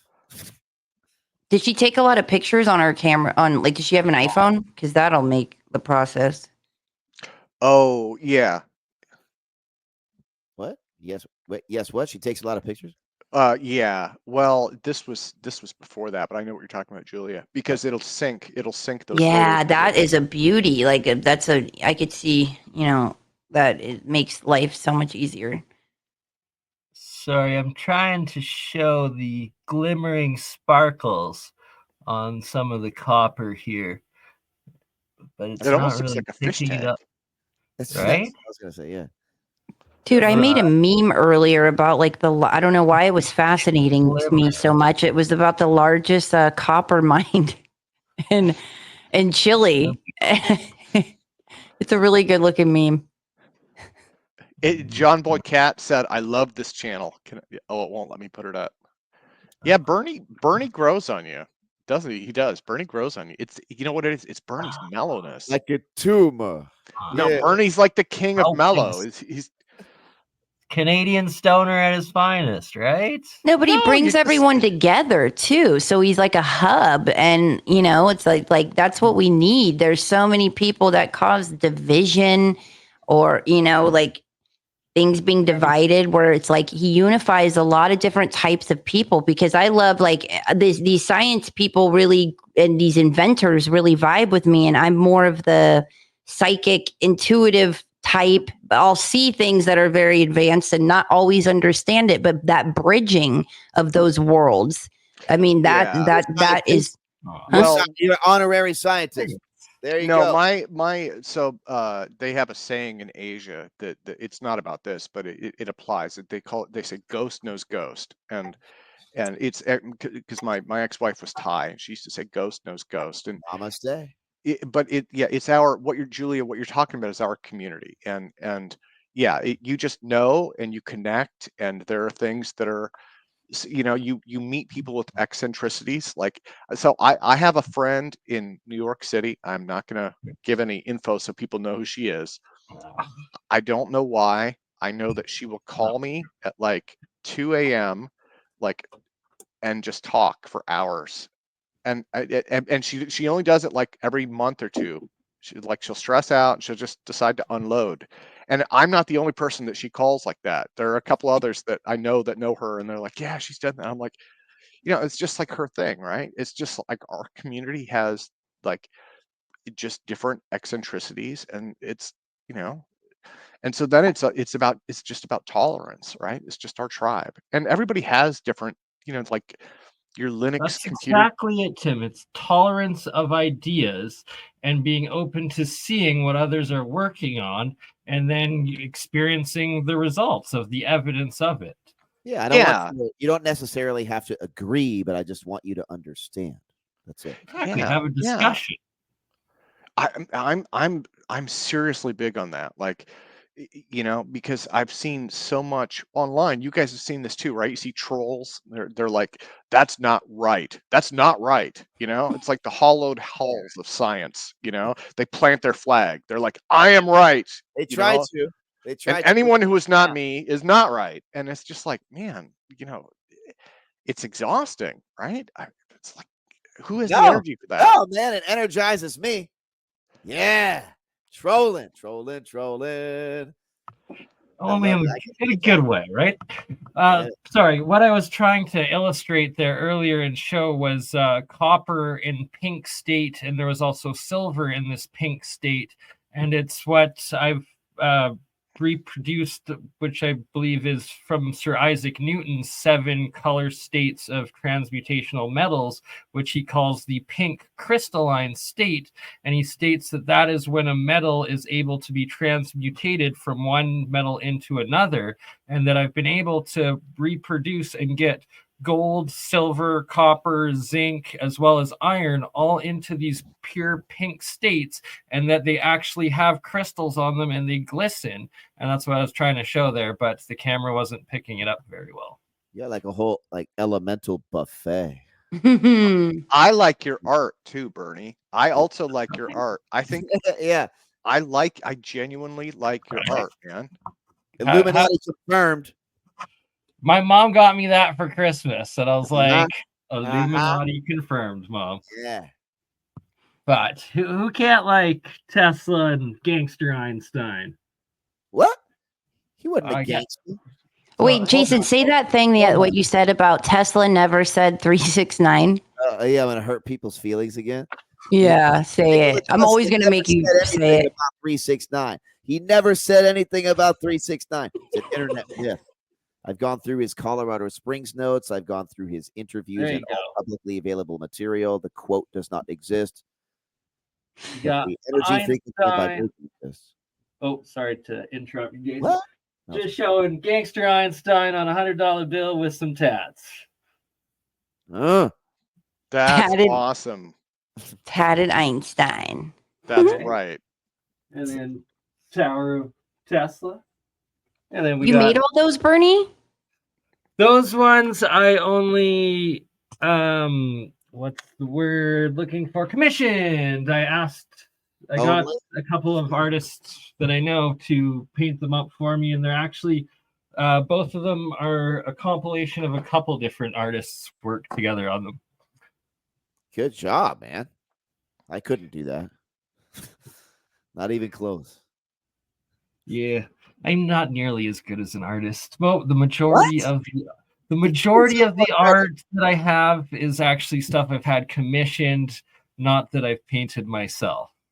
So, but I take that credit, steal it. You can't. I wouldn't feel. Don't. Yeah. Right. Exactly. Yeah. Don't torment yourself too. Everybody has their own. Everybody has their own thing. And just remember that Beethoven crumpled up his own symphony and tossed it in the trash. Beethoven hated his own work. That's all I'm saying. But wasn't he deaf? He was deaf, right? Yeah. He's like, I can't hear anything. This sucks. Hear anyway. Yeah. So if Beethoven could put out good works, then maybe we can too. Yeah. Exactly. We're all artists in our own ways. Sure. I like that. Because I feel like people they're not used to doing the masterpiece that's in their heart. Like they're not used to pursuing that. There's so many things that have taught us, like you can't do that or you're not good enough. And that's what's so dangerous about these trolls and all those people that are too critical and too, thinking that way because they get everybody believing, no, don't do it. You'll be ridiculed if you do. And how many people passed away that never had that chance, I don't know. Some people, I've gotten so used to it. It's like entertaining to me now because I know the psychology of it. It's so predictable. It's like Neo in the Matrix. You just know what's coming. At the same lines and the same there's only so many tactics trolls have and they use and you can see them. That's a good point. Yeah, so but Jason, once you gain a sense of their methodology, then it's just like entertaining. I mean, because the areas that you work in, you've met a lot of them, and you've developed a lot of those pushbacks. You had right? rigorous training, Jason. I wish, like that Yeah. ought to toughen anyone up. Like, I tend to self-deprecate in the mirror every morning more so than any troll could possibly try to. But I mean, ain't going down, folks. I genuinely, I think, especially in our community, it's like, I think that we have to lift each other up. I absolutely think that we have to, and like, that's something, I'm naturally sarcastic and all that, but I've really been trying, especially over the last couple of years, like, build people up, see the best in people, right? And what I'm finding is, like, the more that I do that, the more I start to change, but it also, other people start to change too, right? Like, when people believe in you, you'll do better, So, Absolutely. being enthusiastic and encouraging and complimentary, like, oh my gosh, that's astounding. And that's what Jason and I talked about one night, of like how I'll do that with people a lot, and he does the same thing. Or like, people that do that, a lot of people will think like they want to sleep with me, because it's like we're so deprived for that energy, that when somebody shows up and they're like complimenting you and they're trying to understand you and they're encouraging you, they're like, you want to sleep with me, you must be in love with me, or you must be my soulmate because you're seeing me and feeling me. And I've been we're so starved for that, Yeah, that's a lot of that is social isolation. I mean, today's world, it's like you have more people, but they're farther apart from each other than ever before. In a weird way, we're closer, but we're also farther apart. And a lot of that is technology and the way that our society is structured. We don't have that natural closeness that our ancestors did. And I think that, that, and then the pace of the world and the abstractness of it, right? I mean, there are things, again, going back to like your tribe, right? Like, the kind of things that would save them or kill them were things that they could touch and see, and like, they were immediately there. With us, the kind of things that can like make or destroy your life are like mathematical abstractions, right? Like, it's a different world. And so I think a lot of this just like sticking together and helping other people. Yeah, and in-person meetups, I think, is important, to be around other people's hearts, their electromagnetic field, to be in those presence, like, especially now, now more than ever, of like being able to meet up and be in each other's field and share. So I think meetups are important. And if you're in LA in April, come meet up with me. Come to the alien event. Know. Wait a minute. Are you gonna? Dude, there's an alien event, an AI event, a biomed expo. There's gonna be speed dating, ecstatic dancing. There's a banquet every night. But it's just the gathering of everybody and meeting like-minded individuals and dancing and laughing and sharing. Because a lot of the times too, especially if you're here watching this, you can't have open, vulnerable conversation with everyone. You have to kind of guard what you're passionate about, what you've learned, or else it will piss people off or start a fight or whatever. So then you're wearing different masks, where it's like, I can't talk about this to my coworkers or my neighbors because of these beliefs or this or that rift it will create.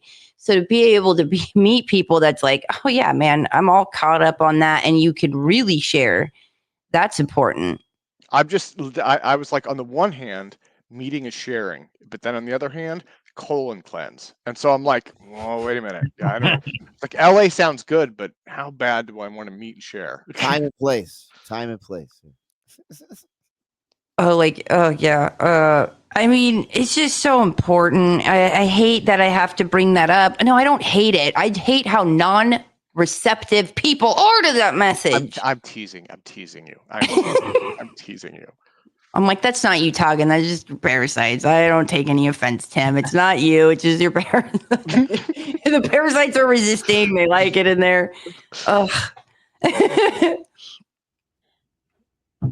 Fasting is also a major. Oh, absolutely. Absolutely. Parasites. Yeah, well, when it's willing, yes, and you can control your fasting. A lot of people are just hungry right now. That's not good. Fasting is different than just being hungry.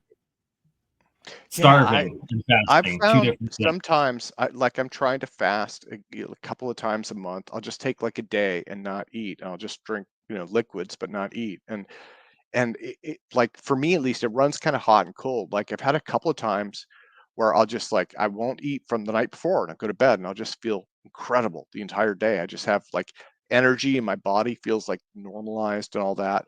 And then there are other times where I just feel tired and hungry, right? Which is kind of like I don't know. Maybe I'm missing some secret there, but Everybody's built differently and needs a case by case diet, and everybody needs to investigate their own needs, whether it be a calorie surplus or a deficit or whatever you're doing. You need to tailor fit your diet. You could even get tests where it'll test your DNA and show you things to eat and not to eat. Like, what is that? What is it? I forget the name of the test. Oh God. That's what I'm seeking out at the I'm like trying to get a blood test or something to see. You guys. Oh, that's another thing I wanted to say too. What's so crazy about Western medicine, and I wanted to let you guys know this, is because just in case somebody's like goes to their doctor, but when you go to your doctor and you request like I want to be tested for parasites, how they will literally talk you out of it, and then how they won't even test for all of it. Like sometimes they'll just test for H. pylori and like this, and that. How pushy you have to be to even get that. And then they won't even test you for everything. And then, but now there's these at-home kits you can do at home that will test you for candida, all the different parasites. And, I highly recommend that. And they give you the results and then you can treat it accordingly. And so then you go to your doctor, if you needed to go to your doctor for a particular treat, depending on what type you have or whatever, and then show them a copy of the result. The more information you can bring them, the better. Right. Sounds good to me. Get all those worms out you. Get your serotonin back and your hormones balanced, you guys. It's really just taking control of your life and wanting to be happier, and your focus. It messes with your focus. Where some people will feel like they have ADHD when it wasn't that. It was due to the parasites. So everything you're after, mental clarity and feeling good and energetic, I'm telling you, I recommend it. I'm going to stop ranting because I do get like Randy Savage on it. I'm like, did somebody say parasites? You got to get your parasites out of you. Because they resist. Yeah, you have a professional wrestling voice. You gotta get like a warrior and eradicate them from your gut and intestines. Don't step into a Slim Jim. Become the Slim Jim. Okay, so that's heavy duty. That is heavy duty. Some good stuff. Yeah, my advice is be nice to people, and the vitamin D3, and the reason that I mentioned that is I read a big study that said that anybody north of Atlanta basically is not getting enough vitamin D from sunlight for something like 6 months out of the year. So most of us are I mean, if you live in North America, odds are you're probably on the low side of the spectrum for D, unless you're supplementing it. Now, it is in a lot of vitamins, right? So you could be getting it in some normal supplement, but for me, I guess, apparently I wasn't getting enough. And when I started taking it, I quit getting sick. So, but COVID doesn't count because I got the vaccinations for that. I know. Look at that. Look at those eyes. Look at those eyes. That's funny. Because you guys are anti-vax. I know so many people who are anti-vaxxers. I'm on the other side of the spectrum. I'm pro-choice. Whatever people's choice is good for them. I'm pro-choice too. Don't impose it upon everybody. Whatever you want to do, cool. If you skip your vaccine, send it to me and I'll take it. I'll run them up both arms, down the legs. Oh, Sam, don't do that. Don't go full mutant on us. That's who knows? Guinea pig. Right? It's no worse than me drinking heavy metals. So, wait, Bernie, what type of D3 did you just show? It's like a liquid one. It's 1,000 ICU per milliliter. Only 1,000. Now you gotta step milliliter up. Bump them up. Yeah, that is weak, right? You're supposed to do 10,000. Of which, as a Canadian and coming out of winter, probably need a little bit more right now. Oh, Especially yeah, for sure. in Nocturnal. Oh, and Canada. Yeah, there you go. My girlfriend is watching this. Ooh, look, my girlfriend says she's watching it. Hey. Hey, Tim's girl. See? You make him smile. It's good. I joke that I don't have a girlfriend, but I have a girlfriend. I have a girlfriend now. Although after this show, I may not All have of a a sudden, girlfriend after again. the show, yeah, you might. That's how it works. Story of my life. Yeah. Wish you had something. Yeah. Thoughts on why some of my monoatomic gold turns purple? Straight Oxidation. purple. No. When it's oxidized, it goes blue. This was impurities, probably impurities in the water or minerals in the water. It was pure white, and then I left it out in the sun. Sorry, I should have stated that it was. I left it out in the sun, and then it turned purple after several days of being in the sun. And so here's the crucial part. Another key part is that this was made the same batch. This one stayed white, never went outside. It was in my fridge the whole time. This one went outside, turned purple. This was last year that I made these, and I rinsed the salt water out 9 times, and then I probably drank the water out of them, emptying them, refilling them with my tap water a couple hundred times each now. So one stayed white, one stayed purple after being in the sun. Tap water. What about impurities from the cap? Canadian tap water. No. The tap, or the cap on the bottle, the top, the cap. Oh, exact same caps and no rust, nothing. Get all those variables the same. That's right. You should get a distiller. You should distill the water, right? Yes. Should filter it and then distill it and then remineralize it. Some filters and the distillation process takes out all the minerals, good and bad. So you have to put the good ones back in that you want. Have you guys ever heard of the charged water? They were selling that at Tesla Tech. Jason, you went to Tesla Tech a few times, right? Oh yes, but you gotta be wary of people making claims of charged water. Water cannot be charged, but bubbles in the water can be charged. Wait. So this was. Wait a second. This was a company. This was years ago, but they put. Maybe it was the bubbles. I don't know. Static. Somehow they were putting a static charge in the water. You would pop the cap and you get a shock. And they said that the Wayback water. Maybe. Is that Dan Nelson's Wayback water, maybe, or Nantes water, Nantes. It's a French water. You'd get a little static charge shock when you put it up to your mouth. Yes, I have heard of that. Yeah. Oh, you just reminded me one last thing I got to show. I will be right back. That's the surface. Did you drink it, Tim? Did you try it? I think I did. It didn't do much for me. Did it quench your thirst? At least. It didn't even do that. Damn it. No, I mean it was water. I just remember that it was like the big fad that year. They're like, look, everybody would be like, ow, that's amazing. I probably did it as well. I don't even remember. Yeah, they have their fad stuff, and then they have some of those devices. What was it? Somebody showed one at APAC where he had like a crystal laser with these big arms with crystals that were pointing at people. What? It was one of their medical. Much. Did it work? It's interesting. I like your chi, your chi, your mana, your prana, your energy. We use the same exact measurement to determine your electrical charge as we do to determine your hydration, because it's the water in your body that actually conducts all of that hydroelectric voltage of chi through your body. So they use a test called the phase angle test, which determines your level of hydration. So it's actually a measurement of like the cellular voltage of your cell membrane. So you could do that, but like how most of us are actually dehydrated, and that, and then the nutrients, you're not able to absorb the nutrients because of that.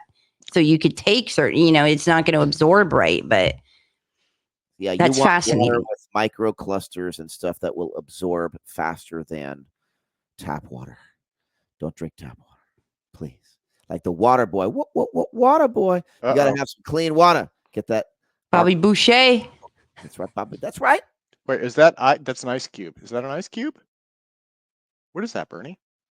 Quartz? Yes, it is an ice cube. It is an ice cube because it slipped out of his hand. The bubbles freeze in these field lines with exclusion zones. Oh, that is cool. So it's like you're freezing. That is the gold silver water frozen, and it makes these exclusion zone bubble fields in the ice every time. Is the ice cube magnetic? That would be awesome if it was like magnetic until it thaws. I'm gonna have to check that out. Oh, question: If you guys are gonna stick around in the show afterwards, or are all you guys hopping off? I'm down to chill for a bit. I guess we're at that 2-hour mark. Okay, because I know someone that wants to hop in if we are. So that's right. Wait, who? Oh, okay. Dun dun dun. That's it from the top. Brando. Yes, it's got electrolytes. That's where the nano bubbles. Now I'm looking at the chat. Yes. Bob said he's telepathic. Me too. Hashtag me too. Yeah. I knew you would say that. Sorry. It's bad joke. All right. I guess we're doing a little after party, but before we end it, what you guys got to shill? We got to promote APEC. We got to promote Tim Ventura interviews, Julia Kamman channel, and Jason's Twitter, I guess, or everybody needs to email YouTube and tell them to give him back his channels. Yeah. The real verbs. Yeah. Yeah. Well, thanks for having me on, guys. I appreciate this was nice. Always a pleasure. And just be relaxing and again, just like lift people up, just take care of the people around you. That's the big thing. Thank you. Because it's literal physics as well as metaphysics of the law of attraction, the law of one, but it's inertia. The more you build, the bigger it is. The more force behind it, the inertia going, right? It keeps it going. I'm not saying that I'm good at it. I'm not making any claims to be good at any of this stuff. Sounds good to me. I'm trying, right? I'm trying. It's like, one day at a time. Basically, it's like a big AA meeting now or something. That's right. Okay, last little bonus before we end it. I wanted to get all of your opinion on this. Real or fake, the overbalanced wheel? You guys, I'm still going to be in the show. I'm just turning off my camera. I'll see you after. Every video by the Visual Education Project is for visual education purposes only. They have a disclaimer on their website saying that they all have hidden motors, hidden batteries, camera trickery, all of them. That's the visual education. Yeah, they have a disclaimer that says we do these videos to show the impossibility of perpetual motion machines. And then people take those videos and re-upload them thinking that they are for real. And no, I've spoken with that guy before. He's a good dude. Yeah. Sorry, Visual VE Project, awesome videos, but none of them are legit. What you proving the impossibility of it. And Jason destroyed the Graviflyer for me a while ago. People call me a wet blanket because I put a damper on things. But sorry. It's okay. You know what? Sorry, not sorry. Yeah. I have all night to cry, man. I have all night to cry. I want to live the truth, even if it's eating like oatmeal in the desert of the real. I'd rather do that than eat steaks with Agent Smith. Whatever. I feel that. And you pointed out some crucial parts of it. And is that why, the APEC team has not yet been able to replicate it? Is because, there's no strings, but who knows? Hopefully there's a breakthrough and it does lift off. I hope so. Exactly. I'll always Well, Jason, thank you for sharing about the SEARL effect generator with everybody. Absolutely. I mean, again, we'll do some more. It has tremendous even for people who are like, this is BS, it'll never work, it has incredible cultural value. It is a cornerstone of this community, right? And so it's valuable for that, if nothing else. That's So what there's 4 options. You try something, you don't try, something is true and something is not true. So you can, just by trying something, you can benefit people, whether it's Yeah. true or not. And if you don't try and something is true, then you lose everything and you gain nothing. yeah, So it's yeah. just better to just try than not. And so I guess next time I'm happy to put the Hutchison effect stuff up too. So Absolutely. We'll definitely have to plan. I'll email him as well. And maybe if you want to reach out to Tim, we'll try to do an episode with John with all of your work, if possible. Who knows? Even if we can't get him, everything that you documented, like, because we were talking pre-show, you went up and visited his lab in Vancouver, which was like the original OG